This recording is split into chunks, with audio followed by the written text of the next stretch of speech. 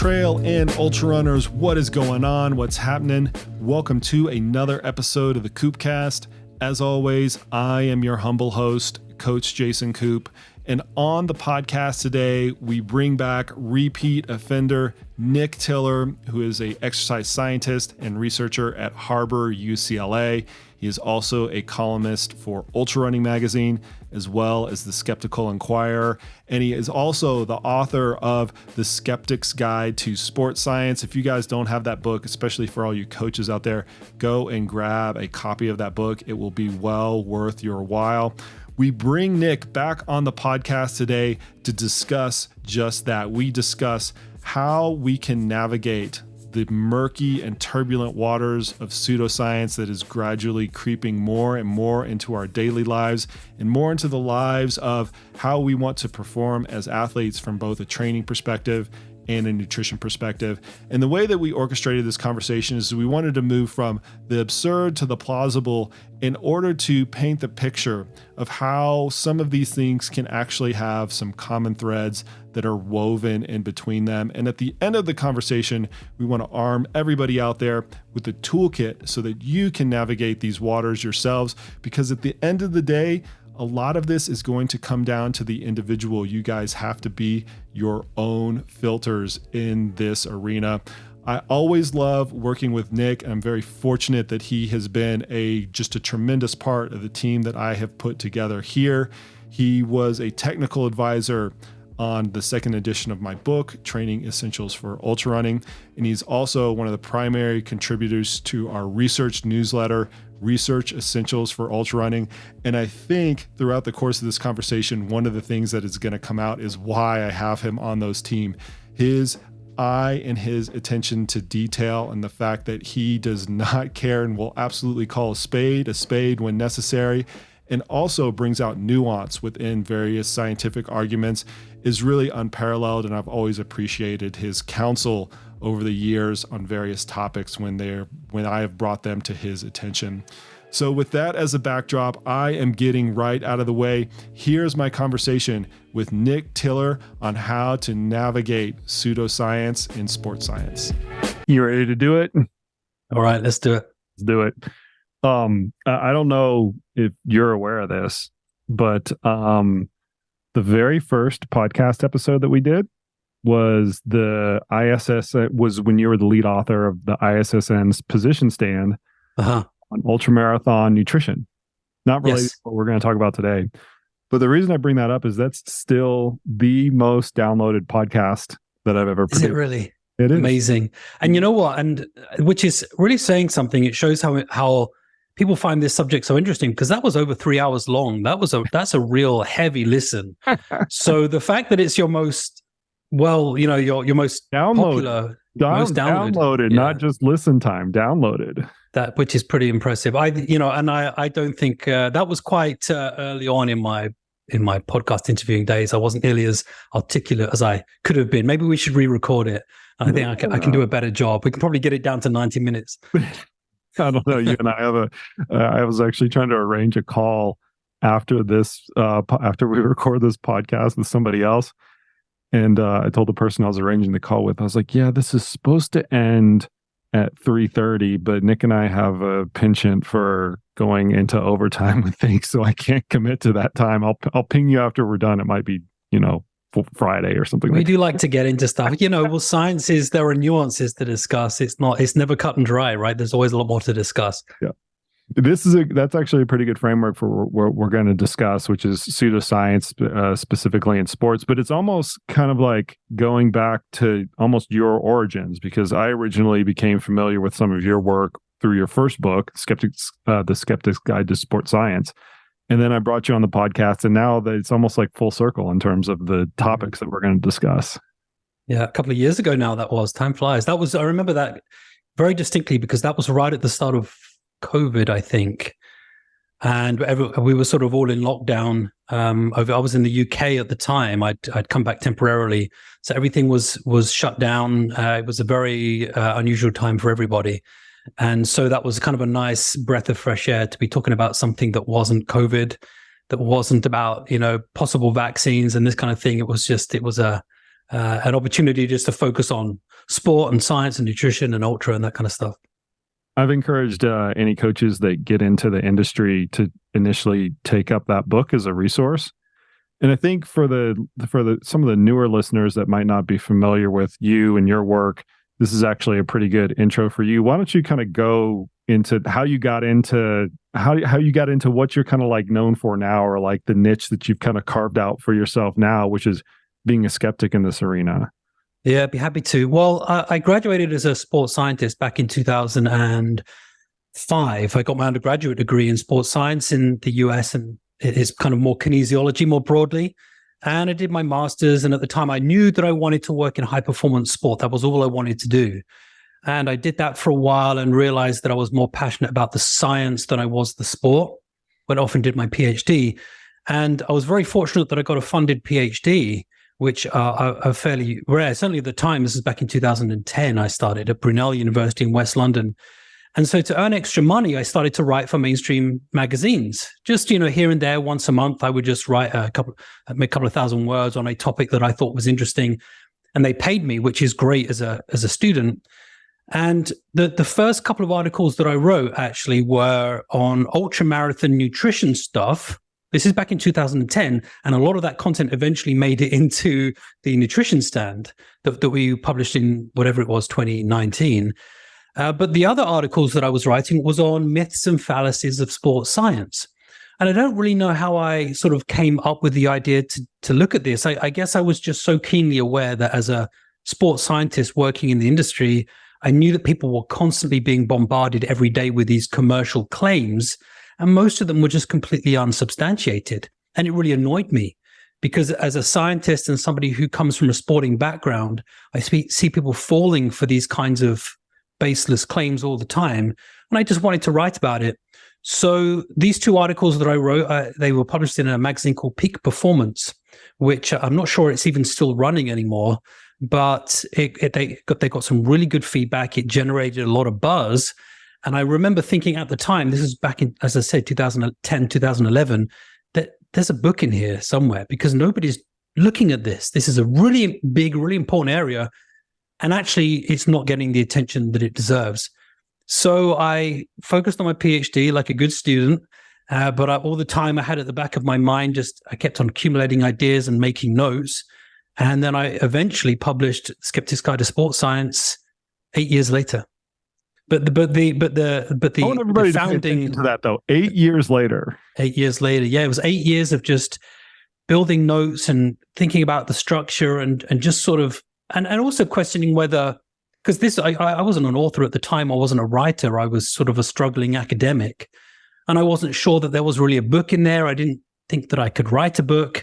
And then when I finally finished my PhD, which was 2014, 2015, it hit me that actually I'd just written a book. My PhD thesis was 80,000 words. That's a book right there. And that gave me the confidence to go off and write the thing. So a year or two after that, I got a publishing contract, and the rest is history, as they say. But now that the more and more I do of this stuff, the more I realize that it's getting more and more coverage. It was the idea of skepticism in sport and health and wellness initially got a lot of traction in the skeptical community, but less so from the sports science community. And now it's been wonderful the last year or so that the discipline is really starting to acknowledge that this is a big issue. And so that's wonderful to see. It's getting more and more coverage everywhere. It's been interesting to see evolve because I would say within the last like 3 or 4 years, you're seeing a lot more people in the academic space punch back and kind of in the way that you do as well with your like skeptical nature, but also look at the scientific community in the mirror and say, hey, listen, we're not standing for this, these types of practices.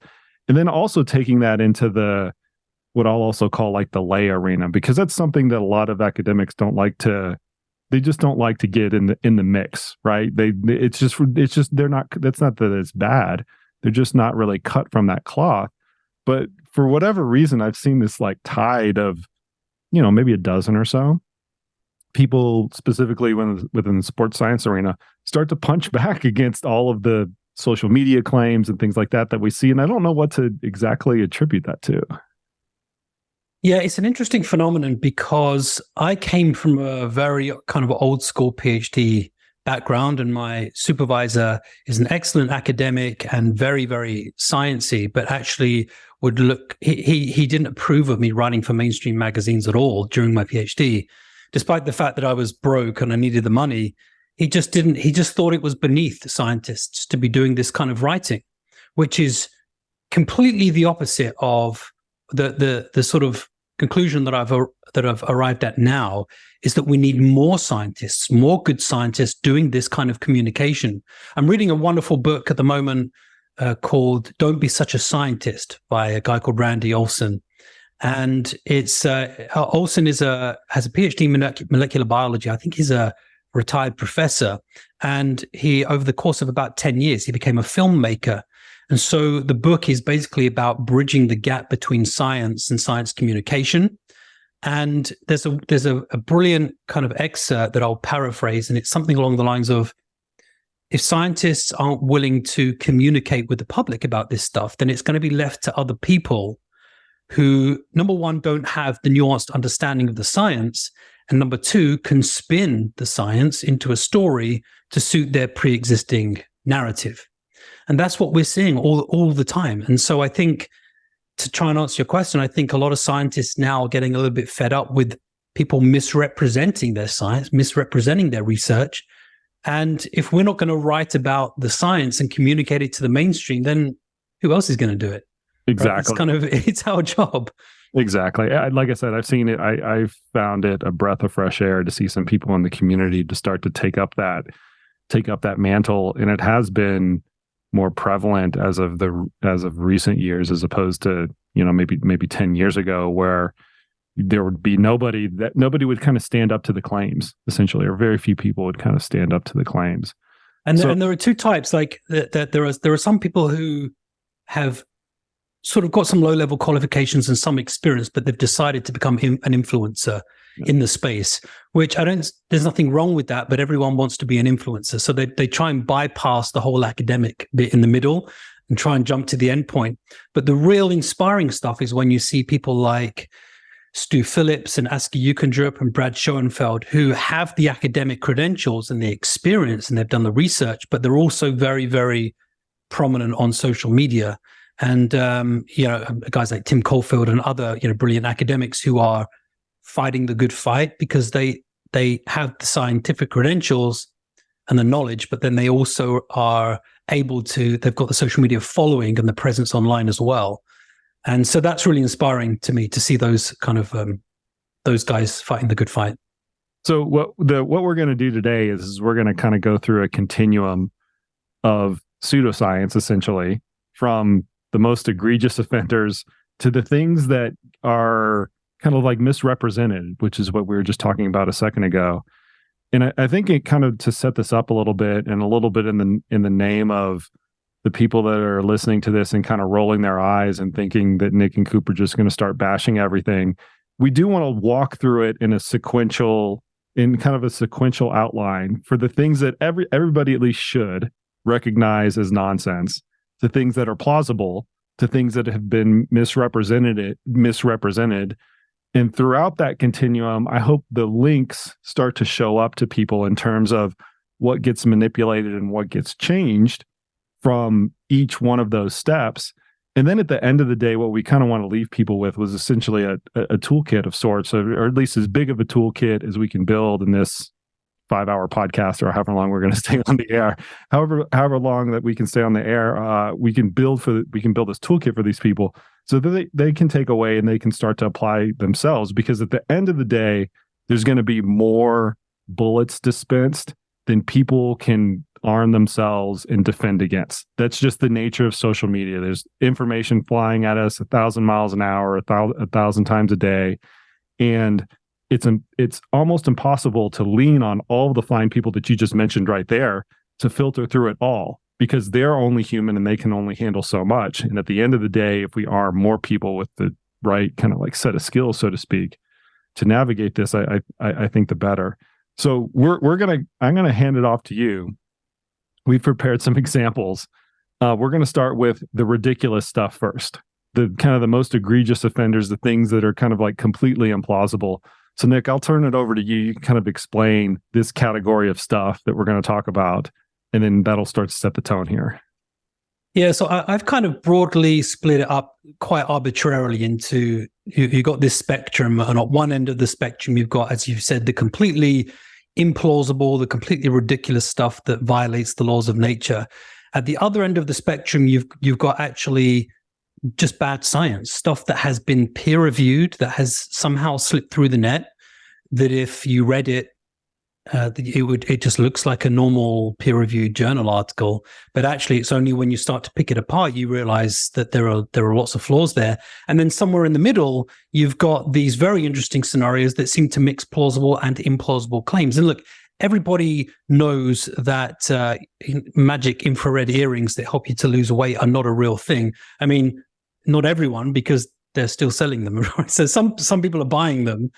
But most people know, if you're a coach, if you've got any kind of science background, if you're in any way switched on to kind of a scientific perspective, then you'll know most of this stuff is nonsense. But it gets progressively harder to do that. So at one end of the spectrum, then I've just picked out energy bracelets, like these power band bracelets, which we've spoken about a bunch of times before.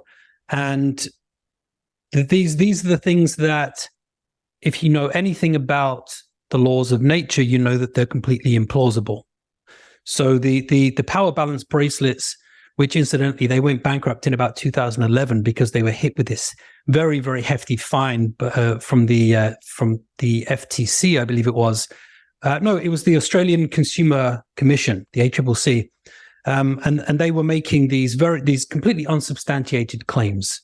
And that's essentially why they were given such a hefty fine, and they went bankrupt because they had to repay all of the profits.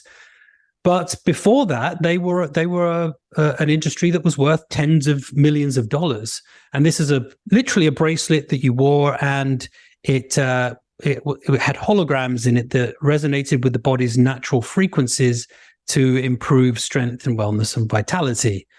So these sound very sciencey to people who don't understand physiology. If you don't understand physics, this is a technique that we call blinding with science, when you're just throwing out this kind of science-sounding word salad that it sounds just about sciencey enough to be convincing, but actually it doesn't mean anything when you scrutinize the statements. And that kind of thing, it's sort of appealing to the lowest common denominator. And there's absolutely no scientific evidence to support the use of these things. It was studied in a few randomized controlled trials, and of course, it was indistinguishable from the effects of placebo.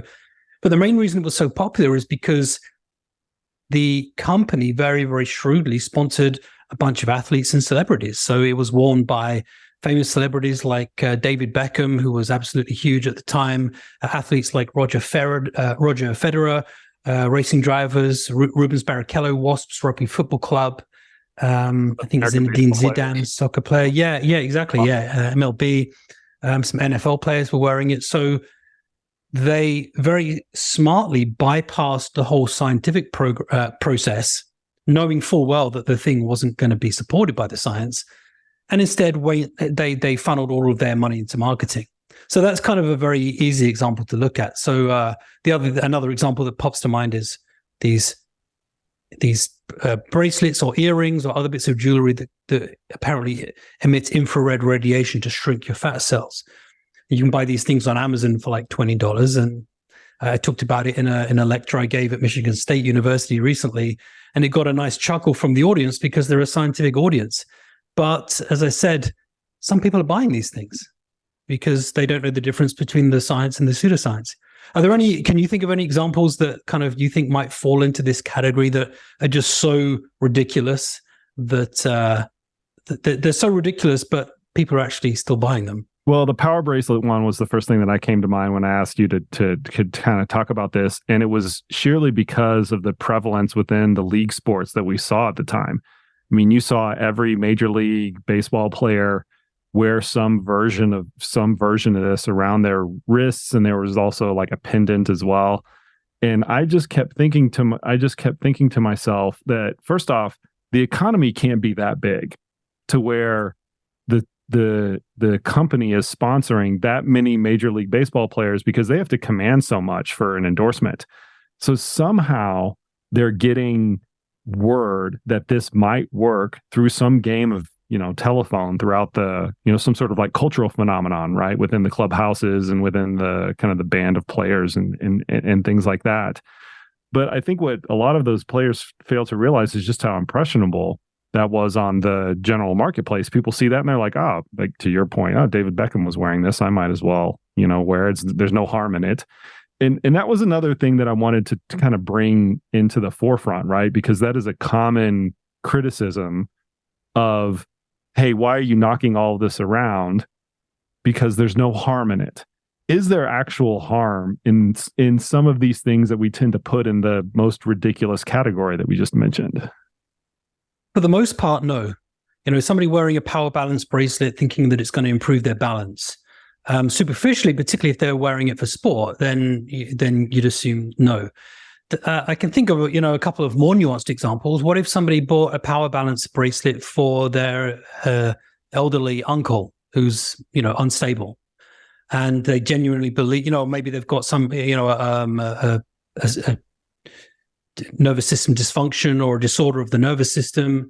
They don't have very good balance. If they really believe in the power of the product, then that's going to give them a false confidence. You could very plausibly see them getting themselves injured, falling over, maybe going outside in adverse weather conditions when they wouldn't otherwise do that. So there's a very obvious example there for how it could be harmful. Most of these things, somebody not being able to lose weight because they're wearing earrings that don't work, right? These things are relatively benign. The broader message, though, is how harmful it is to just have this blanket endorsement of placebo products. Right. Products that don't have a real direct physical effect, but work in the context of expectation and belief. Because on the one hand, somebody that's selling you a magic bracelet, telling you that it's going to improve your 5K running time or your marathon running time or whatever, and it doesn't work, okay, big deal. It's not really the end of the world. But as I said, at the other end of the spectrum, some people are going to be wearing these things because they think it heals, because they think that it's going to cure some medical ailment. And sooner or later, somebody's going to try one of these placebo products to cure something that needs a real medical intervention. And we see instances of this all the time in the mainstream media, in the scientific literature, people using naturopathic remedies. And normally people will say, well, what's the harm? If they want to take it to, make their cold better, then what's the problem? But sometimes people are, one case that comes to mind is parents who were naturopaths, and they try to treat their child's meningitis. He had very, very potent meningitis symptoms. He needed to go to hospital. They gave him naturopathic remedies, and the kid sadly died. And so that's the real harm of when you try to use placebo products to treat something that actually needs a real medical intervention. So, okay, fine. If we can isolate placebo products to sport, wonderful, but we can't. Yeah, I actually just realized one. I don't want to spend too much time on this because we're going to take away from the meat of the whole discussion. But the concept of structured water. So right. This kind of hits me really hard because I have a chemistry degree, biochemistry degree, so I actually know a lot about chemistry. And I'll never forget, in maybe 2005, 2006, I walk into our office one day, and there's a pallet of water that just showed up out of the blue. We didn't know it was coming. Showed up on our doorstep. We had to, pull up the lift gates and, get the, get some strong people to move all this water from the outside to the inside, essentially. And this company had kind of just unbeknownst to us, sent us a pallet of water that was quote unquote structured. They'd somehow altered the chemical structure through this, vortexing process, and was claiming that it was more, that it absorbed better and was better for athletic performance. And it's been really interesting to me since then to see all the different permutations of this kind of crop up. And it goes all the way from products that you can buy on Amazon, which you can buy anything on Amazon now, which will structure your water. It's just a little vortexing machine like any chemistry lab has. To now, I just saw somebody sent me this the other day. My younger brother actually sent this to me as a joke to pick on my younger brother. but he sent this to me the other day. It's actually a wand with what the magic wand, calling a magic wand with mother water in it. And so you have to say abracadabra when abracadabra. But the whole thing is based off of this premise that somehow if you reorient the molecules in a very particular way, the water molecules in a very particular way, that it is better for your health, for your athletic performance, and things like that. And this has persisted. This is why I'm bringing up this example. It has persisted, it's at least in my knowledge, and it's probably before this, since 2005, and it keeps coming up in both the health and wellness circles as well as the athletic circles. Yeah, I think that's a great example. And actually, I tried to, and just one more example, and then we'll move on. But I think the first chapter of my book, first or second chapter, I actually did an exercise. It was a thought experiment, and I remember writing it. I sat down and tried to invent 3 of the most ridiculous sports science products that I could think of. And the whole point of the exercise was that these products didn't have to be real products. They could be as ridiculous as I wanted, but there had to be some kind of nugget of plausibility in there. So something on which you could like sell a premise. And so I came up with the 3 most ridiculous ideas that I could possibly conjure up in the depths of my mind. And then afterwards, when I did the research on it, I found that these products were already on sale. People were already making money off of these things. So that what if you can think of a product, somebody has already done it and they're already making money off it, because that's how little regulation there is that people can come up with these things. They can make whatever claims they like. I mean, if you don't believe me, go and look for weight loss earrings on Amazon, and you'll see some of the most egregious pseudoscience claims that you have no idea how low how unscrupulous these companies are in the claims that they make. But yeah, people still buy them. Okay, we're going to move off of that into the maybe slightly more plausible category. I'll let you set the tone for this, because this is the one that kind of like sits in between the 2 endpoints that we're eventually going to talk about. Yeah, so we're going to slide along this pseudoscience sliding scale, and we sort of end up somewhere in the middle where the plausible claims and the implausible claims tend to overlap. So the example that I always give here, and this isn't necessarily one of the products that I was going to talk about, but yoga is a great example, because yoga is so beneficial for so many different things. If you just think of a list of benefits that people can get from doing yoga, it's, core strength and flexibility, and people can use it to lose weight. It can help with the sort of the deep breathing, the meditative aspect of it, can help with relaxation and anxiety. Lots of good research on this stuff. But some people also suggest that yoga can promote healing, and it can promote energy flow. And, I've done yoga a number of times over the years, and I was once doing Bikram yoga, which is hot yoga. And I was in this stretch where you're just sitting down. Obviously, the room was super hot, and I'm sitting down, and it's just the stretch for your glutes where you're hugging your knee towards your chest.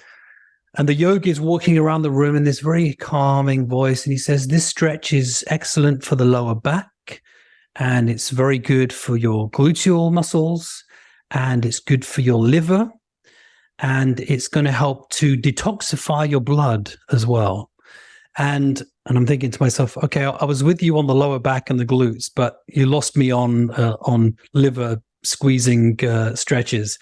But it's a wonderful example of very plausible claims and real benefits getting undermined by the nonsense stuff. And so yoga's a great example of this. And I just think if people just focused on all the wonderful aspects of yoga, then it wouldn't be such a problem. We could talk about cupping or acupuncture. These are both excellent examples because they're both mainstream. They're both mainstream practices that are used all over the world. Lots of physiotherapists, very good physiotherapists, will use acupuncture. I've seen a number of physiotherapists over the years, and a lot of them have suggested to me for superficial muscle injuries that I might want to try acupuncture. And so there's this perception among the mainstream when people go and see an acupuncturist or a cupping therapist, they don't even realize that it's alternative because it's become so integrated into mainstream culture. It's just kind of snaked its way in there. Cupping, if we focus on cupping specifically, this is an ancient Chinese therapy. It's based on the premise that if you have some kind of ailment or muscle injury or soreness, you place small glass cups on the site of the injury. You create a suction inside the cup using either a suction device or a heated mechanism. And the idea originally, and this is where it gets interesting, because originally this was based on, as I said, it's an ancient Chinese therapy. It was based on, it's an energy medicine. Acupuncture is an energy medicine, cupping, Reiki, homeopathy. It's all based on this sort of idea of a universal life force, something that we might call chi. And this is something that I grew up believing in. I thought it was a real tangible force because I did martial arts from a very young age. And in martial arts, you're taught about this universal life force, chi, and it's something that you can actually manipulate. And this energy flow can be manipulated to help with healing, to help with energy, and the idea is that if you have these body meridians, and if the body meridian gets blocked and it stifles the flow of energy, that's what causes the medical ailment or the injury or the soreness. So you have the acupuncture or you have the cupping therapy to unblock that body meridian and sustain the flow of energy. Now, based on what we know about how the body works, chi energy has never been measured. It's not something that's ever been quantified. This is not something based on modern science and modern medicine, or evidence-based medicine. This is not something that actually exists. Now, the normal kind of rebuttal that I get to that is, well, maybe it exists and science hasn't found a way to measure it, that's a superficially sound argument. And I was actually posed this very same thing at a talk I gave recently with somebody who believed in Reiki, which is healing hands, the idea that you can use your hands to redirect energy. And I gave him the Carl Sagan example of the invisible dragon that sits in my garage. If I said to you, I've got an invisible dragon that lives in my garage, the dragon's completely invisible, it makes no sound, and it can't interact with anything. What's the difference between an invisible dragon that makes no sound and no dragon at all? Right? If it doesn't have any physical effect on the world around you, certainly no effect that can be measured, then how do you know it's even there? Right? And I use the same idea to tackle this idea of energy medicine.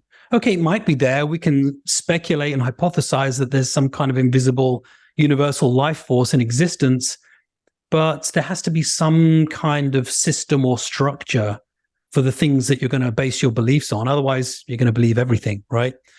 And then the other kind of, I guess, the complicating factor is that a lot of cupping proponents and acupuncture proponents have now realized that people are getting less and less on board with this idea of energy medicine. It's quite an antiquated belief, and it's not necessarily, shall we say, it doesn't really fit with modern scientific standards. It's not really a scientifically congenial explanation for anything.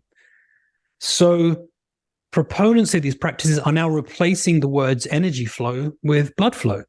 So cupping now it's not done to stimulate energy flow. It stimulates blood flow. And we don't do acupuncture to unblock body meridians. We do it to increase blood flow to the area, and blood flow for some unknown reason is supposed to be if you increase blood flow, that helps to heal or something. But as far as I'm concerned, we're still left without a valid mechanism for how the thing is supposed to work. So this is something that we see a lot with alternative therapies, is that people are trying to move on from the antiquated claims and retrofit more science-sounding terms. But if you know anything about how the body works, it doesn't really fit. Mechanistic morphing, not to get too far ahead of ourselves. But, I like that term, actually. Yeah, you can use it. Thanks, I will. Yeah, that is one of the things in my toolkit. Yeah, and I don't have nearly as good of an eye on this stuff as you do, Nick. That's why I come to you for counsel on a lot of this stuff. But when I see the purported mechanism in a modality, in an intervention, in a supplement or whatever, go from A to B over the course of time, and we've seen this timeline happen a lot, especially in sports nutrition. It's not that I'm automatically going to discard it, but I have a lot of my antennas go up whenever that's the case. Whenever you say this supplement, and I'm picking on the supplement companies kind of intentionally because they're usually pretty hardcore offenders of this supplement works because of this, and then 5 years go by or 5 months go by. No. It doesn't work because of this. It works because of that. That's when, because then you're just trying to justify the product use any way you can, right? Versus what you originally intended for. I came up with 2 examples as you were going through that, and it was really related to the first example that you went through, where we have a lot of modalities that work in certain instances or under certain use cases, but have expanded upon their initial scope of practice. And two of them are actually quite prevalent right now, and that's cold plunging and intermittent fasting. To where if you just took those modes and you used them as they are supposed to work, they're quite effective at what they actually do. If you want to reduce your sensation of pain and cold plunge, that's a pretty reasonable way to actually use cold therapy. If you want to use it to kind of try to control your breathing, that's a reasonable way to actually do that. Now, whether that has an end effect or not, that can be debatable, but it's the same thing for intermittent fasting. If you want to use that as a tool for weight loss, amongst all the other tools that are out there, if you want to use intermittent fasting to reduce the window that you can eat so that you're trying to lose more weight, great, freaking go after it. If that's something that you can adhere to, that's a completely reasonable use of intermittent fasting. If you're using it to cause cancer or to prevent cancer or something else, that's when it becomes either much more debatable or completely implausible. And I bring those 2 up as examples because they're just so prevalent in our society today, particularly with a lot of the influencers out there, because they're sexy things to do, not eat for 20 hours or stay in ice cold water or take a dip in the Arctic for 10 minutes or something like that. Well, and these things are particularly popular because they're very quick, they're very easy, and they're extreme also. And people like the idea that you can atone for extreme lifestyle with yet more extreme behaviors. You know, so if you go out on a binge or drinking binge, for example, the idea that you can just go on a 24-hour detox. Yeah. So, you know, and atone for this long drinking binge with yet more extreme behavior we love that idea. It's the quick fix. I don't know if you saw Dana White recently, who blocked me on Twitter, by the way. He blocked me on Twitter, which I'm kind of proud about that. He must have read I kind of talked over you there. Dana White. He blocked me on Twitter. Yes, that's actually you win for the best block. I've had no direct interaction with him over the years. I have no reason to think that he even knew who I was, but I wrote an article a few months ago called Inside the UFC Pseudoscience Crisis, and he must have read it or at least come across it or perhaps read the headline. And so and he blocked me. And the only reason I know that is because I was trying to find something he posted on social media a few weeks ago. He did something like an 80-something hour fast. He called it a water fast, but I think what he actually meant was he took in nothing but water. And the other day, I'm a big MMA fan, and I was watching the fights at the weekend, and they interviewed him, and he said, if you do this thing twice a year, it will reduce your risk of cancer by 70%. Exactly what I'm talking about. Exactly. This, a word for word, right? That this is a claim, and this guy is very famous, very, very influential. And so this is exactly what we're talking about. If you want to use intermittent fasting, as you said, as a tool for weight loss, if you need to intermittently fast to reduce your calorie intake over the course of the day, and that's something that you can do in a healthy way and you can do it sustainably, fine, go ahead, do it. All right. But then you've got at the other end of the spectrum, you've got people who are saying that it can prevent cancer or cure cancer. And that's the slippery slope. That's where it starts to do harm. Okay. If I can bring it back to one other thing. I was trying to move on because I didn't want to get involved in the Dana White thing because I'll just start going off on it. But we can stay. Let's move on. Well, I'm just going to say one more thing about cupping, actually, because in the last couple of years, there have been a bunch of studies published in an effort to provide some kind of validity to this mechanism, a more scientific mechanism. So these studies have now that they're doing cupping, and then they're looking at localized blood flow. So they're using NIRS, so near infrared spectroscopy, to look at the actual blood flow to the areas that are being treated with cupping. And they're showing, amazingly, that cupping increases blood flow to the areas where you apply the suction device. And they're using this as some kind of proof of concept that cupping is somehow good for recovery. And again, I've written about this recently. And first of all, it's the idea that, well, even if you increase blood flow, muscles only extract oxygen to the extent that they need oxygen. So the implication being that if you have some kind of soft tissue injury, that it's because of a lack of blood flow or a lack of oxygen, doesn't make any sense. And there's no reason that if you increase blood flow to the area that it's necessarily going to promote recovery. But the other thing is an increase to the local area of the skin where they're actually applying the cups, that doesn't reflect muscle blood flow. I mean, you can increase local skin blood flow by getting a hickey or by getting in the shower or by Don't give people hickeys to improve their recovery. To prove the point. But this is what I'm saying. There are lots of ways that you can increase local skin blood flow. It's not necessarily going to have any of course, you're going to increase skin blood flow. You're applying a suction to the skin. But that doesn't necessarily have an impact on the condition of the muscle.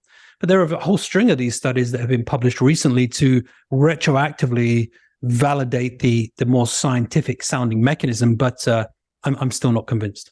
Well, and once again, there's a big leap from the mechanism to actually seeing an improvement in performance or an improvement in recovery or anything like that. You can always find these mechanisms, and there's always a big leap between the two.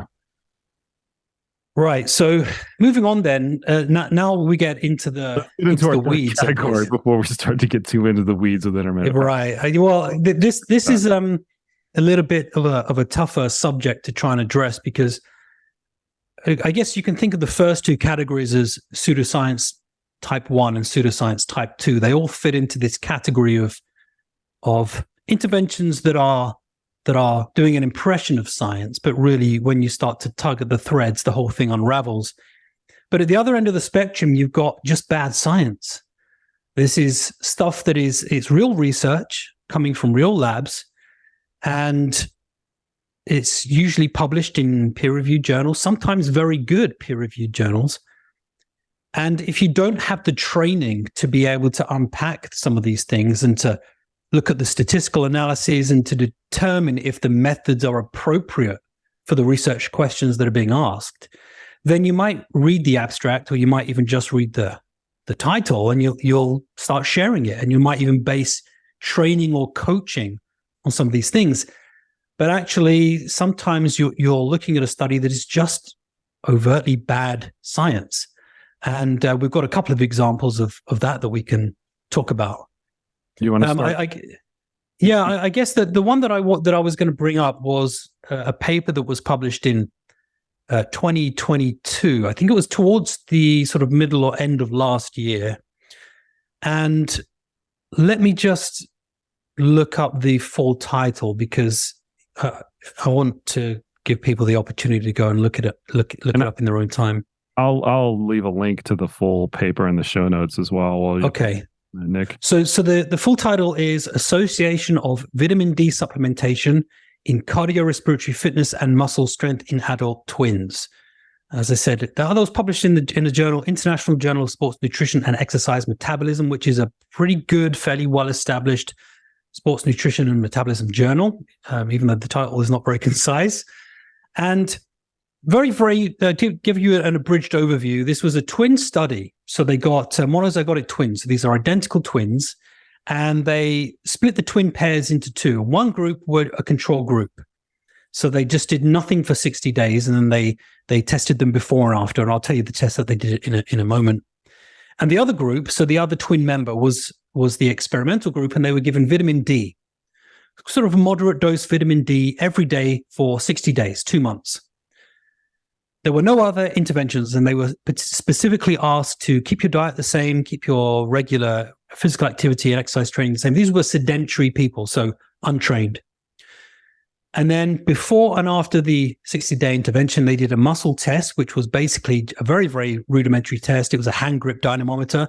So they got people to grip this sort of dynamometer as hard as they can. And it's used as a very crude measure of upper body strength, but really it's just forearm strength, but okay, whatever. And then they did a VO2 max test on the bike. And their main finding was that after the 60-day intervention period, the vitamin D group improved VO2 max by 28%. So say the percentage, and just so it sinks in for everybody. So after 60 days of supplementation of moderate dose vitamin D, the experimental group improved VO2 max by 28%. 28%. Right. Okay. So this thing has been peer reviewed, and it's got past all the regulatory filters that we have in place. It's been published in a reasonably good journal, and it's been shared online, and it had a pretty good altmetric score. So the altmetric score, for those who don't know, is it's sort of the altmetric score collates all of the times that the article has been cited, if it's been referenced in the media, if it's shared online. It's just this sort of it consolidates all of the different citation metrics. And I saw it online because it was published by Dr. Rhonda Patrick, who is a PhD in, I think, like biomedical nutritional science. I can't quite remember. It doesn't really matter, but she's got 500,000 followers just on Twitter. So she's very influential in the space, and she shared this abstract. And I saw the table in their results section, and it took me maybe 12 seconds to see something that I wasn't happy with. First of all, 28% is colossal. That's a huge increase in VO2 max. And if you don't know about VO2 max and you're not really familiar with what maximal aerobic capacity is and what is a normal increase, then that's not necessarily going to ring any alarm bells. But 28% is huge. So for context, for a sedentary person, that's big over that time frame. It's big for, I mean, it's big for anyone really. But I mean, you'd expect to see bigger improvements in somebody sedentary. If you saw 28%, I suppose you could look at it both ways, but if you saw 28% in a trained person in absolute terms, that'd be even more concerning. Yeah. But I suppose somebody who's untrained has got more reserve to improve their fitness, right? But I guess the point is, once you put it into context, if you do a training study, so you get untrained people and you train them for 2 months, for 60 days, you might get if you're fortunate, you might get a 15 to 20% improvement in VO2 max, if you're lucky. Yeah. If you give somebody EPO, okay, so that's an illegal performance enhancing drug that stimulates red blood cells to improve oxygen uptake, you might get 10 to 12% increase. Yeah. And what they were claiming here was a 28%, let's say 30%, 1/3 increase in VO2 max after 60 days. So that is, by anyone's account, an extraordinary claim. So that's one red flag. Now, the fact that it's an extraordinary claim isn't a problem. We don't just dismiss that automatically. But extraordinary claims require extraordinary evidence. The biggest there were all sorts of problems with this paper, and I actually wrote a letter to the editor, and I urge people to look it up. It's very simply called Comment On, and then the title of the paper. It was published as a letter to the editor in the same journal. I highlighted a whole bunch of problems with the paper. For example, whenever they cited other studies to support claims that they made, the citations didn't actually relate to the statements they were making. So they were making claims that were unsubstantiated. There were problems with the statistics. They hadn't corrected for multiple comparisons. So every time you make a comparison between two groups, there's a chance that you're going to get a false positive. And the more tests you do, the more chances there are that you're going to get a false positive. They didn't account for that in their analysis. And the most egregious problem was that they found an increase in absolute VO2 max, so liters per minute, but no increase in relative VO2 max, so mils per kilogram per minute. And the only explanation for that is that the experimental group, have increased their body mass. That's the only way to consolidate those two findings.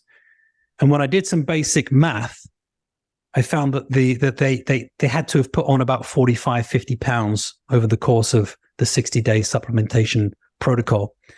So needless to say, there is something very, very dodgy going on here.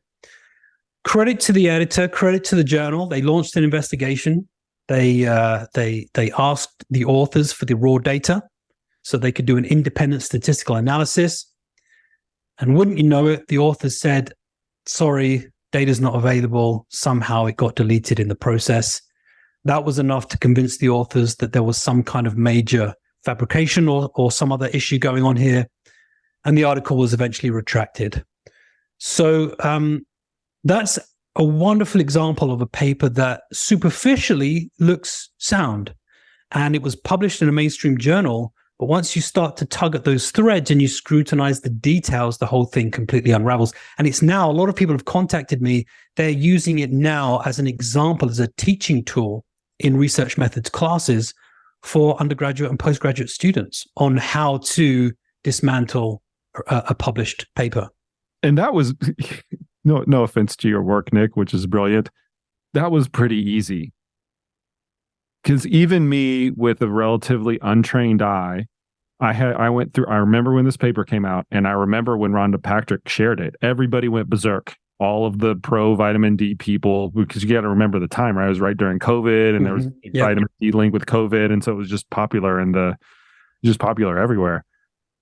And I remember very distinctly when she read it. The very first thing I said, 28% increase in VO2 max. Like, I would be coach of the century if I were to get that across the board with people. If all I needed to do is just give people vitamin D to get that type of improvement, shoot, man, why am I sitting here like prescribing intervals and stuff like that? I'm just going to tell them to take vitamin D. Just give them vitamin D. And then I took the second step and I did the very basic math division of where is this improvement coming from? Is it absolute, which is just the liters of oxygen per minute, or is it relative? And why is it absolute? And what would happen? Like, what would have to happen to see the mathematical anomaly that you were looking at? That's almost high school level stuff. It's low hanging fruit, but there are a few things to unpack because of that. First of all, it just goes to show that most people read the headlines or they read the abstract, and they don't ever go into and read the rest of the paper. Even Rhonda Patrick. Right, exactly. And I actually emailed her and sent her a very nice email, but I was like, listen, before you share something, you've got to read it. Because I'm sure if she'd have read it, yeah, she should know. She'd have noticed the errors. And credit to her, she did then follow up with another tweet saying, last month I tweeted this. It's since been retracted. I just want everyone to know. So credit where credit's due. Yeah. But the follow-up tweet got 1/10 of the engagement of the original one because it's less sensational. So the harm was already done, is what I'm saying. So that's the first problem, is that people are just reading abstracts or reading headlines and then sharing something because it conforms to some pre-existing narrative that they like. The other thing to note here is that this is happening all the time. This is not just one isolated case. There are lots and lots of studies that are very, very low quality that people are just missing because they're not doing the due diligence to actually scrutinize the paper, look at the methods. Forget the discussion. I don't care what they conclude. The only thing I'm not interested in the rationale. I don't care about all that stuff. Show me the methods and show me the results, and particularly the statistics. And then the other thing is, and this is a little bit more concerning, is that I did a little bit of online research and I found that this study was actually salami sliced from a much bigger investigation. So it's a lot of work if you think that they recruited something like, 40 monozygotic identical twins and then allocated them. They didn't just do that for a vitamin D study. This was a sub-study from a much larger investigation. The other investigation was actually a genetics study that was published in Nature. So this same group who have made these really fundamental errors in research design and statistical output and interpretation have published some of their work in Nature. And that study is still available. So I'm not suggesting that other study is no good, but the point is you have this group who are clearly able to make some very basic errors, and that their work is out there.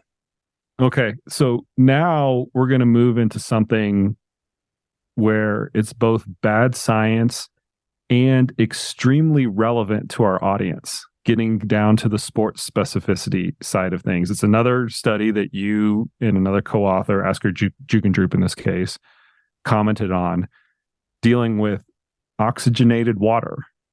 So do you want to go through this particular study and then your comment and critique of that later? And then once again, we're going to kind of like at the end of this kind of wrap all this up in a toolkit for people to take away with. Yeah, so this was another study that was published even more recently. It was a couple of months ago, actually, earlier this year. And the title of the study was a double-blind randomized placebo-controlled pilot study Got examining all of the words, that's how you wanted to all the good words, right? All the words right at the very beginning. Examining an oxygen nanobubble beverage for 16.1 kilometer time trial and repeated sprint cycling performance. Apart from the fact that it's a real mouthful, and look, folks, get better at titling your papers, because that's no good. So as you've probably guessed from the title, this was a study that looked at the effects of oxygenated water on two types of cycling performance. One of them was a 16.1 kilometer time trial on a stationary bike in trained cyclists. Why 16.1 kilometer time trial? I have no idea. It seems a little bit random, but that's the least of the problems here. And they also looked at how it affected performance in a series of Wingate tests. So this is 4 times 30-second maximal sprints. So you've got in the 16 kilometer time trial, you can kind of think about that as a maximal kind of aerobic endurance type task. And then in the Wingates, you've got, I guess we can think of this as a test of anaerobic capacity. And their main findings were that in the 16 kilometer time trial, there was an average improvement in performance of 2.4%. So this is the when the group were given oxygenated water, this drink containing oxygen nanobubbles, which is supposedly this new technology, improved performance by 2.4%. And over the in the Wingate test, it improved peak power output by just over 7%. So Can I jump in? Please go ahead. I just want to recap this for the audience, because I think there's a couple of things that are materially different from the last study that we talked about that make the analysis of this the context is a lot different. First off, it's trained athletes, right? Or what they're calling trained athletes. And normally the burden of proof for any sort of improvement is much, much higher in a trained athlete versus an untrained athlete when you introduce any sort of intervention, because they're closer to their peak performance than the untrained person. And so therefore the intervention has a higher burden to jump over. The second thing is these are more real world tests. You're going in the time trial, you're going from a start to a finish line. And that's just like any real world race. And that's always the highest burden of proof that we have in the coaching world to see if an intervention works, is does the athlete actually go faster? The Wingate test is a very close surrogate to that. How much power can you produce in 30 seconds? And the reason I'm kind of like lining that up is that when you have trained athletes and you show a marked improvement in performance, not just in biomarkers or anything like that, when you show marked improvement in performance, those are things you have to pay attention to as a sports scientist and as a coach, because that meets all of the kind of the gold standard criteria that you're looking for to say, I might need to look at this supplement, this intervention, this training routine, kind of whatever the study is actually looking at. Yeah, exactly. And especially with performance tests, you can partition the effects out into statistical significance. So, okay, 2% may or may not be statistically significant, but 2% over a 16-kilometer time trial is definitely going to be meaningful in a performance setting. 7% over a Wingate test in terms of peak power output is going to be the difference between gold and silver, or gold and bronze for sure. So these are findings that make you pay attention. And just to be clear, this was a randomized controlled study. The group acted as their own control, so they came into the lab on multiple separate occasions. On one occasion, they were just given normal water. And then on the other occasion, they were given this oxygen nanobubble beverage. So we're seeing these really impressive outcomes here. And it wasn't so much the outcomes that sort of flagged this as an issue for me, but The first thing that drew my attention was that this is actually an area that's been well studied. There are lots of studies that have investigated the effects of oxygenated water on sports performance, and they've shown absolutely no performance-enhancing effect. Studies that have looked at the effect on exercise oxygen uptake, no effect. There are sort of 4 or 5 studies that have looked at that. Exercise performance at sea level, exercise at altitude. That they've looked at. There have been reviews looking at this. There was one review that was published in the British Journal of Sports Medicine that concluded, and I quote here, "Ergogenic claims for oxygenated water cannot be taken seriously." So that's a direct quote from this guy. Was not mincing his words here. So the fact that they've found for the first time these very impressive performance-enhancing effects was, surprising. Now, just like with the vitamin D thing, we don't immediately just go, "Well, that's bullshit. Throw it out." All it means is that extraordinary claims require extraordinary evidence. And if you don't have the extraordinary evidence, that's where you're going to get yourself into trouble. So you can make these claims. It's the whole idea of keep an open mind, but not so open that your brains fall out. And so I decided to look at the methods a little bit more, a little bit closer. And I wrote this with Professor Asker Jukendrup, who's a legend of sports nutrition, and he's been following this research very closely. And what we found was that the particular concoction of oxygenated water that they used in this study, you do a little bit of basic math, that it was found to provide an extra 15 milliliters of oxygen. The idea being that if you drink this solution that contains extra oxygen, it bypasses the pulmonary system, and you can, in theory, absorb oxygen through the gastrointestinal tract, and it gets into the blood that way. So it's a way to increase oxygen uptake or increase oxygen availability in the blood, which then gets delivered to the muscle. It's plausible enough because a few different studies have shown that it is possible to absorb oxygen through the GI tract. So there's no problem with that. But 15 milliliters of oxygen, of additional oxygen, doesn't sound like very much. And actually, when you do a little bit of, metabolic math, it actually turns out to be an inconsequential amount when you contrast it with the oxygen that's inspired through the respiratory system. So again, just looking at the data that they presented, we calculated that in the 16.1 kilometer time trial, given the average duration of the exercise, we estimated that the individuals would have breathed in something like 75,000 milliliters of inspired O2. Okay, so that's 75 liters of oxygen over the course of the time trial. And so, or maybe even more than that, that was a conservative estimate. So when you think about the additional oxygen that was being provided in the oxygenated beverage, it comes out to 0.01% of the O2 being delivered via the pulmonary system, which is negligible. But we can actually take it a step further. We know that the healthy respiratory system is generally considered to be overbuilt for its demands. It's not thought to be a limiting factor in most people for maximal exercise. And you can express it another way. If 1 liter of oxygen yields between 4.85 and 5 calories, depending on substrate use, and you can look at research from Jukendrup and Wallace in 2005, they actually did these calculations. We can estimate that that 15 milliliters of oxygen yields just 0.07 to 0.075 calories. And during 60 minutes of exercise, which is again the approximate amount of time that it took them to do this exercise, this would lead to an additional 0.091 watts. Okay, whereas the difference that they reported in the study was 10 watts. So they're getting an extra 9.9 watts from somewhere. It's not mathematically, it's not coming from the oxygenated beverage. So we broke all this down in a letter, and we articulated it a little bit better than I've done here. And we sort of talked about what the possible explanations could be.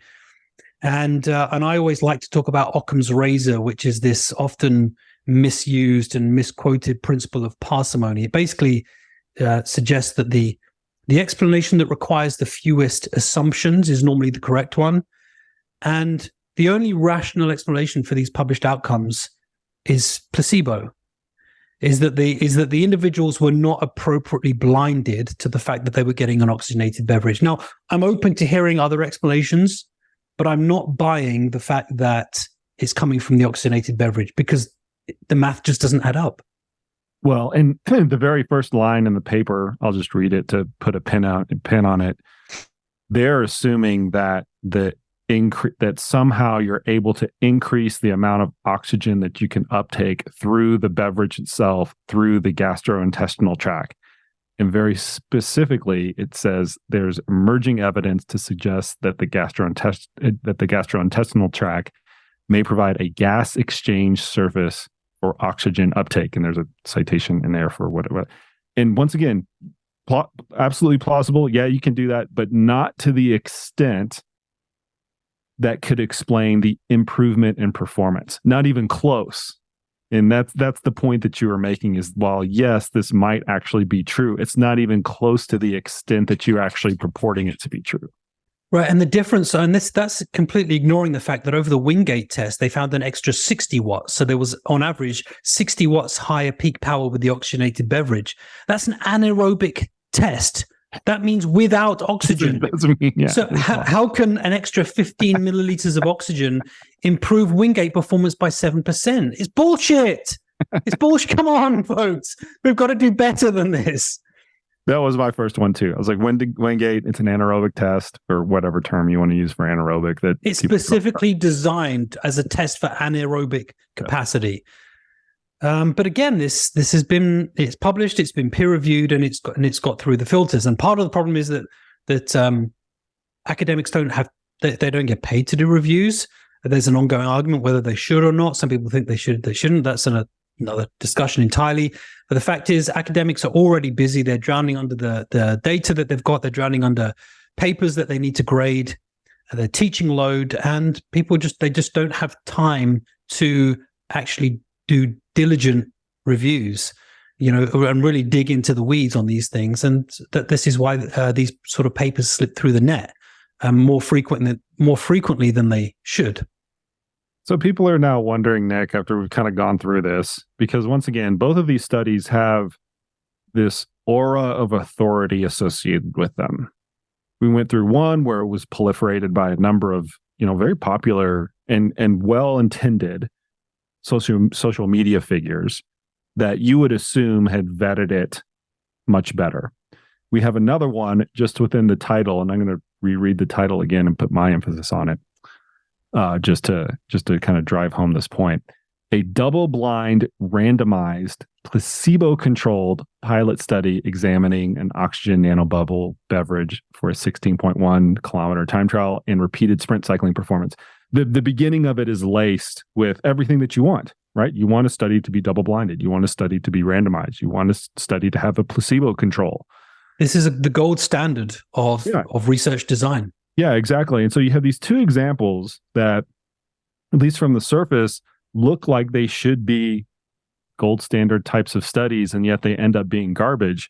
So what people are wondering out there, Nick, is it all just a house of cards, or should they trust any of it? Let's just get that out of the way first. Like, can we look at some of the science out there and look at it and say, yeah, we can draw reasonable conclusions from it. It's done well. There are good methods. There are good statistics behind it.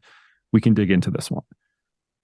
Okay, so let's be clear. The fact that the peer review system is not perfect and the scientific publishing model is not perfect, an imperfect system is a hell of a lot better than no system at all. And if you speak to somebody who is, into homeopathy, for example, which is a widely discredited alternative therapy, they'd love us to do away with peer review, because it's peer review that actually, it does catch 99.9% of the bullshit out there. It's just that there's such a high volume of published output. There is so much pressure and so much emphasis on publishing. This is how academics move up the career ladder. This is how they get promotions. This is how they get raises. This is how they raise their scientific credentials. There's the whole notion of publish or perish, which is something that was drummed into me even before I finished my PhD. And so there is such a high volume of output that stuff is going to slip through the net. But an imperfect system is much better than no system at all. So we can put our faith in the system to an extent, but it just means that we have to be our own content regulators. So when it comes to scientific literature, it means just taking the time to do your due diligence. When it comes to the commercial world, don't expect the FDA to do the work for you.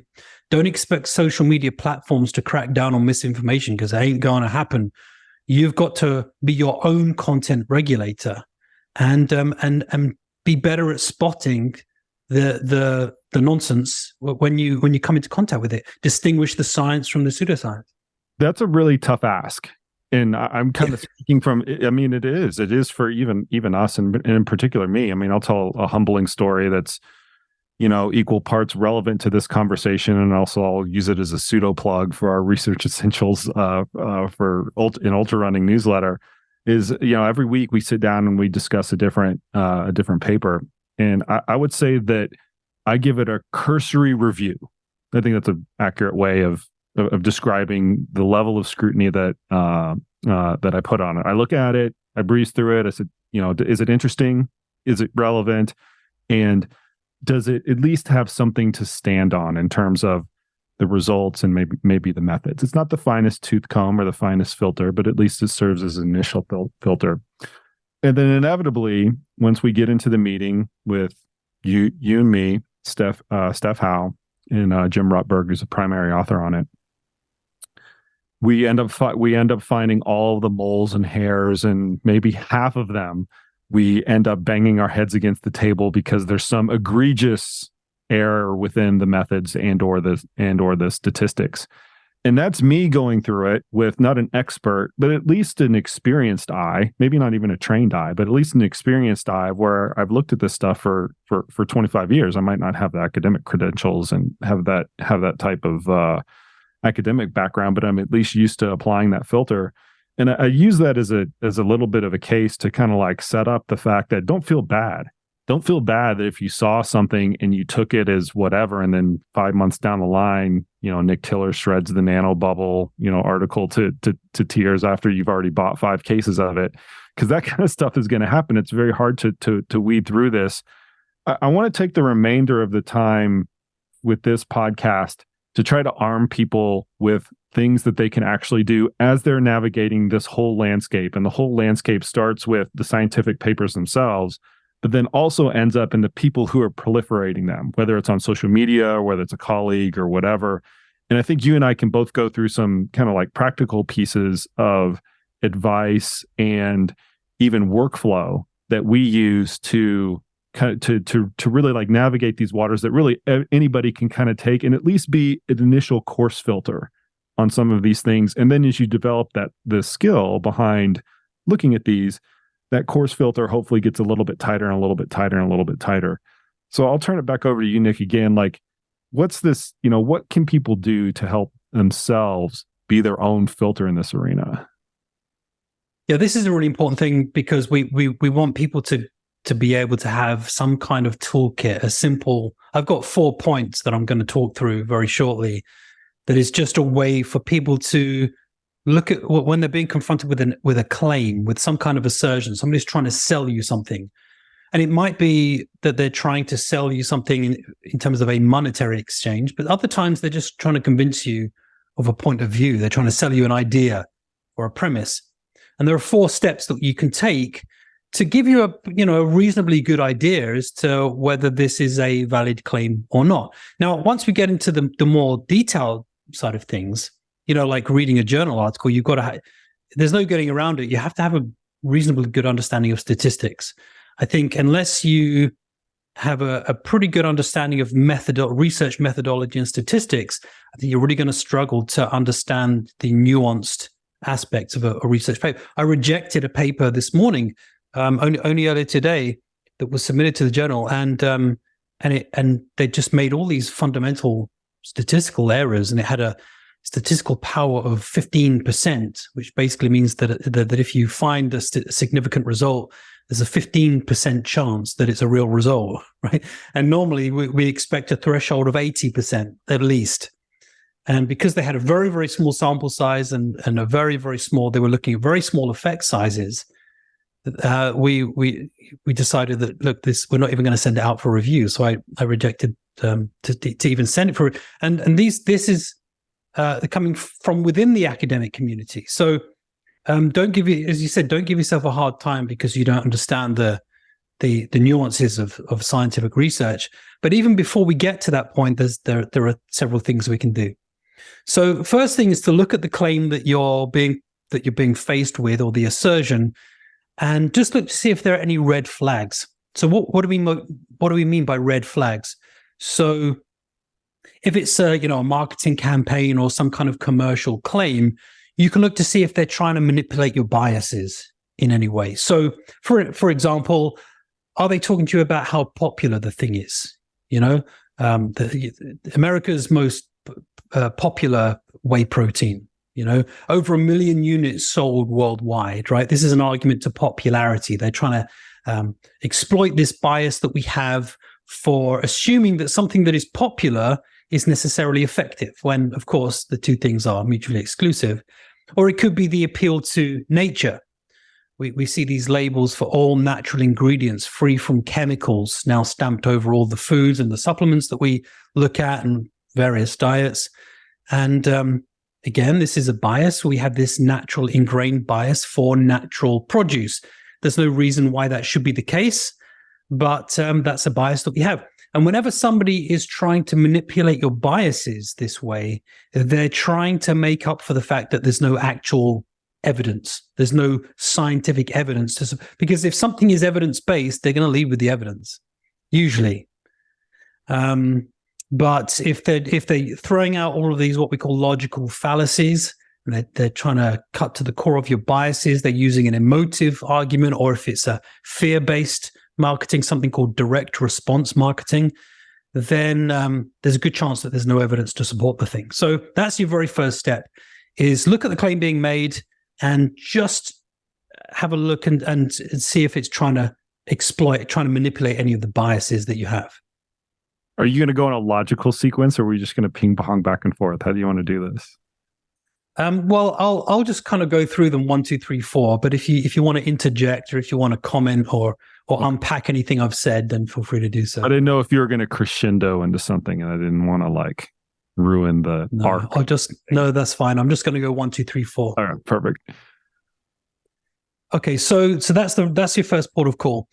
The next thing to do then is, once you've identified if there are any red flags, just look to see if the claims themselves are extraordinary based on your understanding of the area. So you might be an athlete, you might be a coach, you might be a scientist. Just use your experience to determine, is this an extraordinary claim? If it is an extraordinary claim, or if it's something that you've deemed to be extraordinary, then there has to be extraordinary evidence to support. More often than not, if something is making an extraordinary claim and it sounds too good to be true, it usually is. Very rarely do we actually have some kind of monumental breakthrough in sports performance. Okay, it might be something like a new supplement or a new running sneaker, carbon-plated sneakers. But even carbon-plated sneakers they improve running economy by between 2 and 4%, probably, which is quite big. Certainly the elite level, it makes a difference. But for most people, it's not. This is not a. That's quite a small percentage. If they were saying 10% improvement in running economy or 15% improvement in performance, these are extraordinary claims, right? And so that's when we're going to be a little bit more suspicious. But with supplements, even the effective supplements might improve performance by a couple of percentage points. That's the kind of range that we're expecting to see with these kinds of interventions. So, but if a product is making a claim that it really sounds too good to be true, then it probably is. So I think that's the next thing. I add a different layer onto that. It's the same thing. It's just thinking about it a little bit differently. As I think about the ratio, I think about the ratio of benefit to how much it not monetarily costs, but costs in terms of effort. So if you have something, and the shoe is actually a great example. It's a $250 shoe, and you might get 3%. I mean, that's actually kind of reasonable when you think about it. Like that's a big intervention, like nutrition or otherwise, to get a 2 or 3% gain. If you're going to take vitamin D and improve your VO2 max by 28%, that is a disproportionate ratio, right? Those are where my alarm bells start to go off. And so I like to take both sides of that coin. Is not only the claim, because as you mentioned, a lot of people don't have the best lens on what is an implausible level of improvement for whatever. That's hard. I have a hard time looking at that. Like, am I going to get 2%? Am I going to get 8%? Am I going to get 10% or whatever? And so I understand people not having the best fix on that. And so I think when you compare it to the effort that you have to put forth, it starts to contextualize it a whole lot better. Okay, I'm going to get 2%, but it's going to take me 6 months, right? The intervention length was 6 months, or I'm going to lose 5% of my body weight if I did this intervention, but it took me a year to do it. Okay, that's plausible. Okay, now it's a week. Okay, then something kind of fishy is going on. So I've always found it handy to kind of look at both the cost from an energy, effort, monetary perspective, as well as the benefit or the improvement side of things, taking those in tandem to evaluate that piece. I think that's a really nice way of looking at it. And the premise being that if something is very, very easy to implement, but gives you this huge outcome, then again, we don't just automatically dismiss it, but that's a red flag. That's why the premise for barefoot running shoes was pretty good, because they were saying that it could reduce injury rates, but there had to be like a 4 to 6 month transition to the shoe. And it was probably good if you did some kind of strength training program. The people that didn't do that ended up with these horrible injuries. But the whole thing was kind of wrapped up in, it was a plausible benefit given all the effort and time that you would have to put into doing it. The fact that the evidence shows now that it doesn't reduce injury rates is very interesting in itself. But this is, fundamentally why so many people are very concerned, and justifiably so, about this new wave of anti-obesity drugs, GLP-1 agonists. I know it's slightly off topic for the talk today, but the point is that they seem to be able to help overweight people lose 15 to 20% of their body weight, which is colossal. It's implausible, right? Great example. It's very clinically important. Yeah. It's going to reduce people's risk for cardiovascular disease, and type 2 diabetes seems to have all these beneficial effects. And so far, the only side effects seem to be kind of gastrointestinal, increased stomach ache, stomach cramping, maybe vomiting, diarrhea, constipation, that kind of stuff, which it sounds nasty, but actually to reduce your risk of cardiovascular disease and type 2 diabetes and certain cancers, and to reduce your body weight by 20% on average, this is, so people are justifiably very concerned, because they're like, this just sounds too good to be true. And we are lacking, long-term safety data on that. So I like the way that you kind of framed that in terms of the trade-off between the two. And then, so number 3 then is plausibility. Looking at prior plausibility. How plausible is it that this thing, whatever the claim is actually going to deliver on, what it says on the tin? So this requires a little bit of, I guess, subject-specific knowledge. So if it's a supplement that claims to be able to improve your fat metabolism, you have to have some kind of prior understanding as to what is a reasonable adjustment in fat metabolism. And so there's a little bit of subject-specific knowledge required there, but I guess slightly less so, just to, again, pick the very, very easy example of homeopathy. Homeopathy is an energy medicine, and it's based on the idea that the more you dilute something, the more potent the concoction becomes.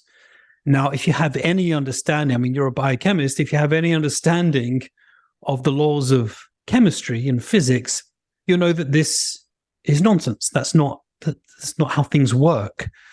And so the only people that are using homeopathy are literally people who have no high school understanding of science, or they literally believe in magic, or they don't really understand what homeopathy is in the first place. And once you explain it to them, and they're like, really, that's what it is? I'm going to stop using that. But the whole point is that the thing doesn't have any prior plausibility. So you've got to kind of evaluate if that's the case. And sometimes these things will have pretty good plausibility, like the case of, vitamin D, for example. If somebody is deficient in vitamin D, and then they change their diet and get more vitamin D, or you supplement them appropriately, they will get a small increase in cardiorespiratory fitness, because if you're deficient, that is going to affect your aerobic capacity. It's going to affect aerobic enzymes and so forth. So it is plausible, actually, that if you're deficient and then you supplement with vitamin D, you might get an increase in cardiorespiratory fitness. So you've got to know kind of the boundaries of the plausible and the implausible claims. I think a lot of that can come back down to knowing the mechanism of action. I'll just give a chemistry example. We talk a lot in chemistry about what is the rate limiting step in whatever reaction is going on. And if you can affect the rate limiting step, you can affect the entire flux of the transaction. And the reason that this is relevant is in substrate oxidation. So we're burning carbohydrates, fat, maybe a little bit of protein as we're exercising. And we're always trying to manipulate the ratios of those substrates being burned to suit whatever purpose. If we're doing a high intensity exercise, we want to flux more carbohydrate through the system. If we're doing low intensity exercise, it's probably favorable to flux more fat oxidation through the system. And there have been any different number of supplements and training regimens and nutrition things that you can do to try to manipulate those two. And I always boil it down to, do any of those things, that whole concoction of things, actually affect the rate limiting step within those metabolic processes? And it's very specific within the nutrition side as well, where there's been all of these nutrition things that have been purported to increase your fat burning rate or increase your carbohydrate oxidation rate or whatever it is. And if they don't have a reasonable mechanism of action on either one of those rate limiting steps, that's where you can come in and say, you know what, it probably definitely doesn't affect the entire chain of things, because it doesn't matter where you affect the other pieces of the puzzle as long as you're not affecting the rate limiting step of it. Yeah, I totally agree. And that's why the oxygen nanobubble study is so interesting, because it somehow made it to this scientific, or at least superficially scientific study, and they put time, effort into doing the thing, and it was written up and published and peer reviewed. And actually, at a fundamental level, it was completely implausible, because there's no way that 15 milliliters of oxygen is going to have a meaningful effect on performance. So actually, if you'd have just studied the prior plausibility of the thing, the study would never have made it to peer review. When I was teaching at the university in the UK, I would every year you'd get, I don't know, 30 or 40 undergraduate students coming to you with ideas for their undergraduate dissertations. So in sport and exercise science, you would do your individual modules, and in your final year, you'd have one module that was dedicated exclusively to doing a project, a sports science project. And it's basically like doing a mini study. They have to recruit subjects, and they have to do some kind of scientific investigation into something. More often than not, they're looking at supplements, because it's a relatively easy study design. They can just get two groups, or they can get a group to come to the lab on two occasions, and they give them a supplement one time and a placebo the other time, and it's all, it's pretty straightforward research design. But the number of times I had to tell students, actually, no, you have to come up with a different idea, and nudge them in a different direction, because you'd have people coming to you wanting to study things that were inherently implausible. People wanting to squirt lemon juice into water and seeing if it was alkaline, if it led to an alkaline effect in the body, or people wanting to study the effects of low altitude on exercise performance or something like this. And based on our understanding of physiology, it's like, well, this is going to be a waste of your time. It's not without risk, because you're doing maximal exercise tests on people. And whenever you do a maximal exercise test, there's a 1 in 8,000 chance that somebody's going to suffer a cardiac event. And for what we know is going to be no meaningful outcome, we can't justify it. So you get pretty good at looking at whether something is inherently plausible or not. And so that's a really inherent part of the process. So the last step on this flowchart, if you will, is to look at the evidence. And it's the very last step, because there are all of these things that you can do before you even get to that we've covered. But ultimately, if there's scientific evidence for something, that is the litmus test. And more often than not, if it's something that has any chance of improving performance, it will have been studied by someone somewhere. And we can get a pretty good understanding if the research is of a reasonable quality. We can look at how many papers are out there, which journals they're published in, the sample sizes of the studies. And again, this bit is a little bit more complicated because it requires some understanding of research design. And you might need to defer to somebody who knows the research better than you do. If you're a scientist, fine, easy enough. If you're a science enthusiast, or if you're a coach who has a keen eye for the science, then that's great. Sometimes you might just have to defer to somebody who knows the science better than you do. And, that's okay. That's fine.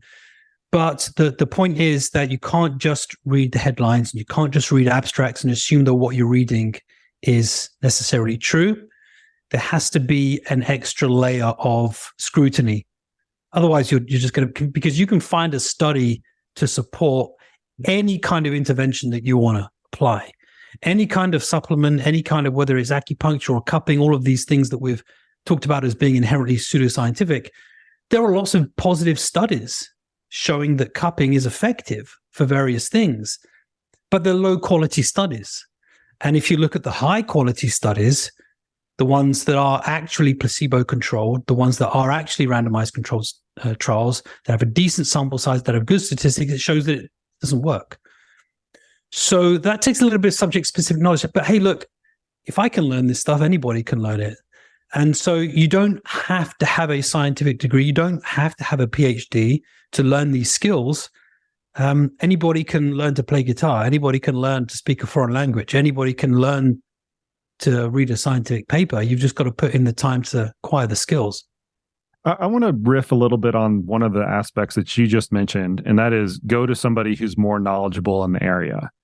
And this is actually a question that I get really commonly asked, and it gets asked in a number of different formats. But the most common one is who do you follow on Twitter?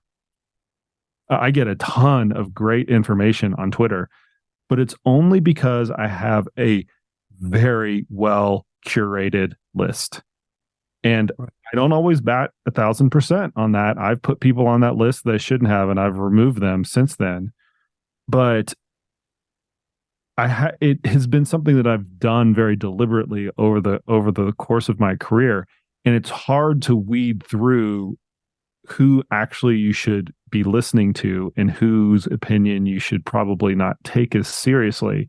So I'm wondering if we could just expand, like in the remaining time we have, just expand on that just a little bit, because we started this conversation off with this concept of being inundated with all of this information coming from a lot of different sources.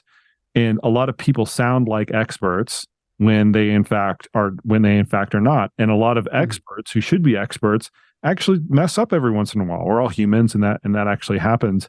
So in terms of finding who the experts are, I kind of want to know what some of the guideposts that you actually personally use, because we talked about this a little bit. Like, what do you personally use when you're trying to like figure out who the expert in such and such or whatever topic actually is? Yeah, well, a pretty good way to gauge it is if you're following somebody who seems to spout stuff that goes against the grain. Now, there's nothing wrong with going against the grain, because we've always got to challenge ideas. But if, let's say, you're following 50 people, 50 scientists, and one of them is coming out with stuff that the other 49 people disagree with, that should be an indication that, look, this is what we call scientific consensus. If you have 50 scientists and 49 of them agree on something and one of them disagrees, well, you've kind of got to pick a side, right? Now, you can either pick the one person who's giving you the sensational, contrary advice, or you go with the majority of experts. If you have to to choose, you could go with the majority of experts, because this is not an appeal to popularity, because these people are not just guessing. These are experts who have made their careers on understanding a particular area of science. So, Tim Noakes, we talk about him a lot.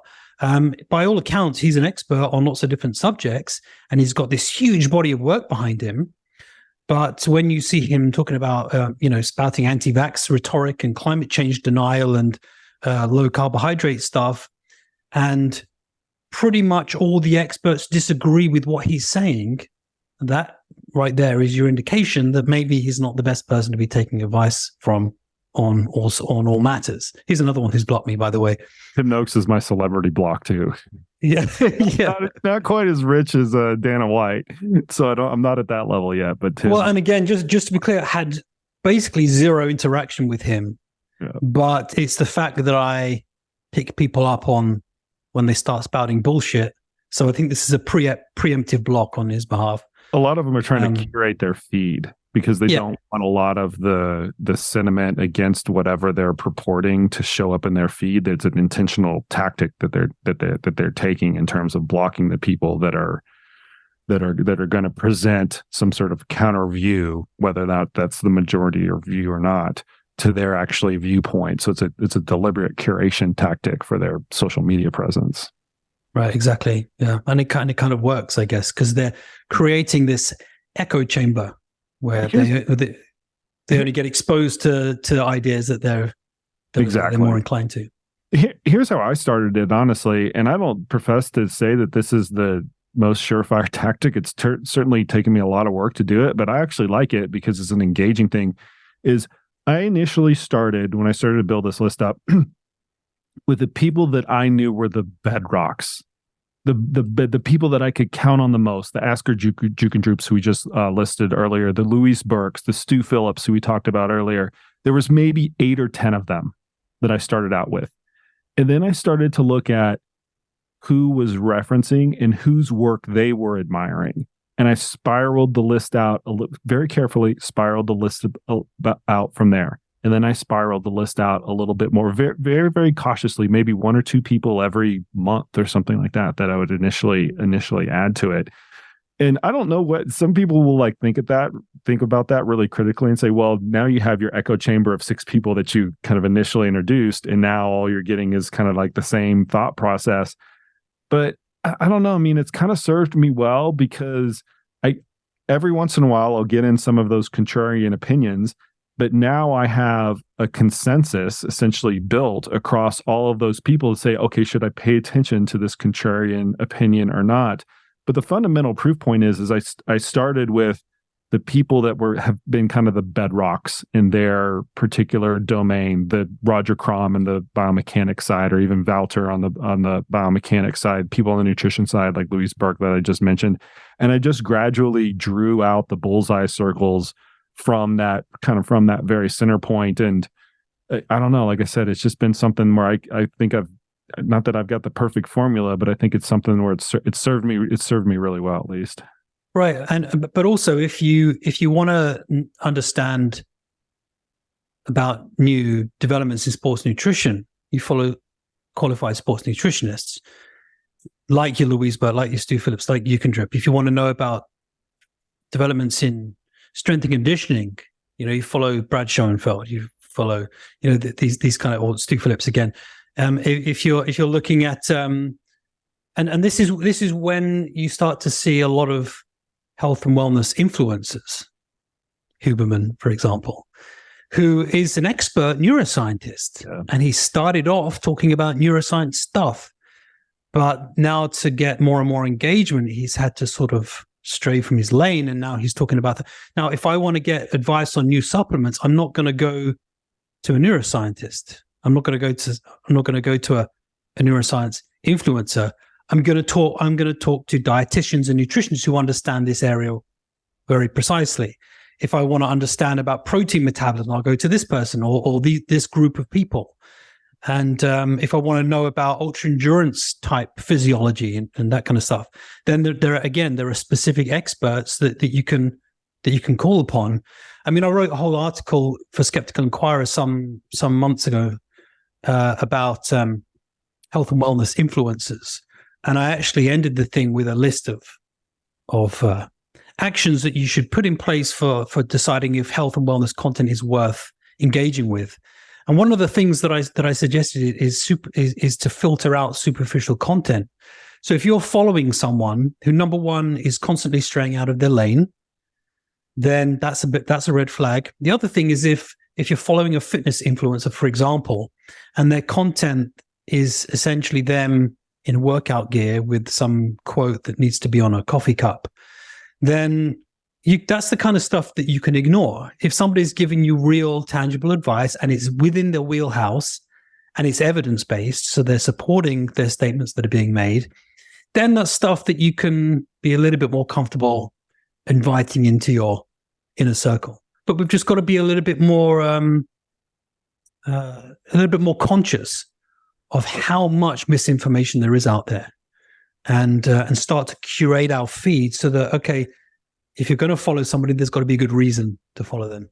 Well, and normally those people are the people with the smaller followings, and they're producing the content that doesn't trigger the algorithms like the professional content creators actually do, deliberately, because that's not their lot in life, right? There are exceptions to this, obviously, people who create fantastic content and have very, very popular followings, but those are the exception versus the norm. You're going to find far more people with 1 million Instagram followers or a million Twitter followers that are of the like of how you just mentioned, right? They're always in workout gear and they're constantly straying out of their lanes and things like that, versus Louise Burke, who might have 50,000 followers or something like that. She deserves 5 million followers. 50 million followers.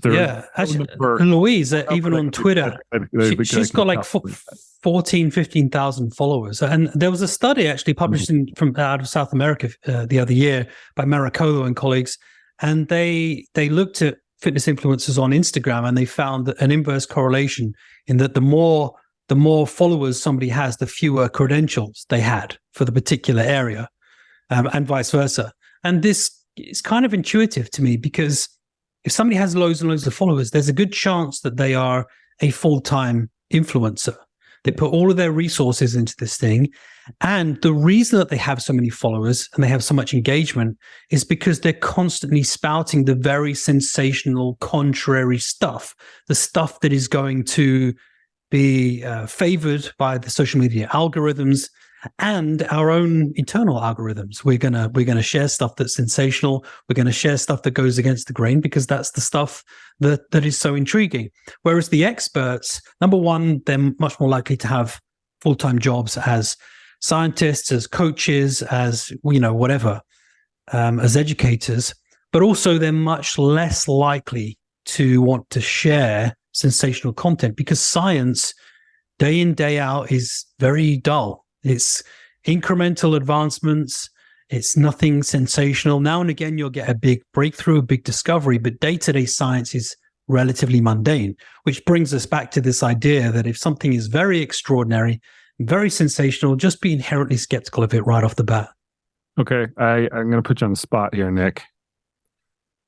So since we're talking about this, let's give the listeners a seed to work from. We'll both put it in the show notes.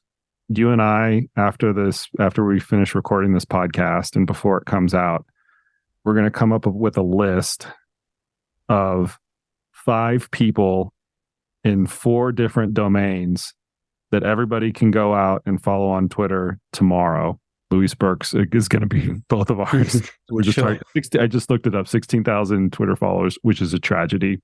Like everybody who listens to this podcast, we could double that number pretty quickly. Go follow Louise Burke on Twitter. But my point is we'll take 5 experts across the fields of physiology, strength, nutrition, and biomechanics. I'll find all their Twitter handles and things like that. We'll post it in the show notes, and that'll give everybody a seed. You down for that? Yeah. Can I add exercise psychology? Exercise psychology. Perfect. Yeah.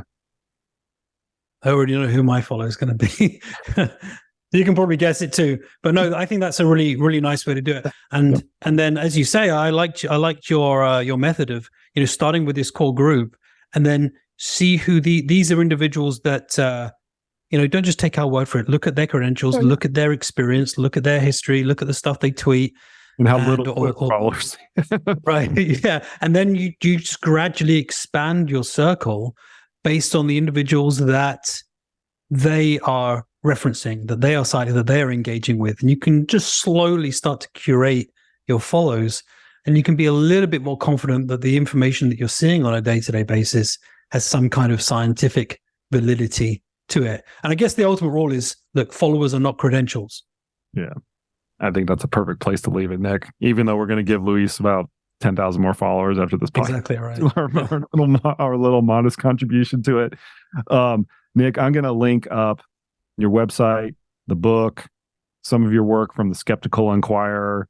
Is there anywhere else where people can, what are your social handles? People can find you and your work and what you're all about. Yeah, reach out to me on Twitter at nbtiller. I'm on Instagram, nb.tiller. And all of the work that I do is all cataloged on my website, which is nbtiller.com. You can link to all of my papers free of charge on there. And I update it whenever I do something new. Lots of cool stuff in the pipeline. And let me say, it's always a pleasure to be on Koopcast. I've had to turn down so many requests for podcasts and interviews recently because I don't have the time. But I always have time for the Koopcast because I always have time for this guy. Thanks, man. I really appreciate that. And your contributions, man. I was going to tell you this earlier at the beginning. It's been really cool to see your career develop just in the short time that you and I have been working together, both on the outcome side of it, right? Outcomes always matter the most. I'm a coach. I can keep going back to that. But then also, like, your writing is so much better. And it started out pretty darn good in the first place. Like, your initial writing was really good. And now your writings in Skeptical Inquirer and in Ultrarunning Magazine, I'll leave some links in the show notes to that. It's just great. So it's been cool to see evolve. I appreciate that. And you know what? It's because I've worked on it. Yeah. And it's just, and I've kind of felt that my writing has improved. And like I've got, I mean, you can look on my shelf here. I've got books about writing, and I've got, let me just show you these two new ones that I've got. Steven Pinker's book, The Sense of Style. Yeah. And the classic Strunk and White, The Elements of Style. Like this was published in the 70s, I think. And this is like the go-to handbook. But the point is, like, if you want, writing is a craft, right? And communicating is a craft. And if you want to do something, you have to work at it and get better at it. It sounds a little cliche, doesn't it? But you can't just be a good writer in any way that you can just be a good guitarist or speak another language or be a good critical thinker. You have to put in the time to learn the skills. So anyway, I appreciate the kind words. It means a lot. Thanks for coming on the podcast, man. This is great. We will have you back. Since apparently I'm the only person that can book you, I'm going to keep a lock on it. You and Neil deGrasse Tyson. Everyone else can do one. Very rarefied air, man. That's a compliment in and of itself, man. I appreciate it, man. We'll see you on the next one. Okay. Anytime. Take care. All right, folks, there you have it. There you go. Much thanks to Nick for coming on the podcast today. And also, as a personal shout out, Nick, thank you for being such a great colleague over the years. Hope we can keep you part of the team as you get more and more popular out there in the world. And don't have to compete with Neil deGrasse Tyson to bring you back on the podcast, because I will certainly lose that if ever it comes to a head. Links will be in the show notes to Nick's website. I'm going to leave it at that because his website is a fantastic encapsulation of all of his work. Y'all go and check that out. Be sure to check out his monthly column in Ultrarunning Magazine. He always does a really good job with that each and every single month. And also in the show notes to all of you listeners out there, as a bonus, we have our curated Twitter list. So if you want to start a special list on Twitter just for this type of stuff and go through some of the exercises that we went through, I would start there. I think we've got a really tremendous list of people to follow who might have flown underneath the radar for far too long for many of the listeners out there. So y'all go check that out. It's in the show notes. If you want more of Nick's work, even more than that, check out our research newsletter, Research Essentials for Ultrarunning. It's one of my favorite products that I put out every single month. Myself, Nick Tiller, Stephanie Howe, and the co-author of my book, Jim Rutberg. We sit down every single month and we pour over 3 different individual research papers, all of which pertain to ultra running. And we go and we scrutinize them. We put them through a fine-tooth comb and ultimately come out with very practical, pragmatic recommendations for runners to take that doesn't over sensationalize the research and really presents it as it is. I mentioned earlier, I'm really happy with this product. And one of the reasons I am happy with this product is because we don't really pull any punches. We just present it as is. And if it's good, we'll point it out. When it's bad, we'll point it out. And we don't have to come out with the latest, greatest thing on every single piece of research that we put together. It's through the conglomerate of many research papers that we can start to draw a lot of conclusions.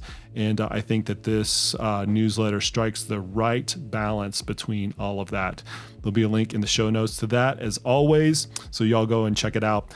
I appreciate the heck out of each and every one of the listeners. And as always, we will see you guys out on the trails.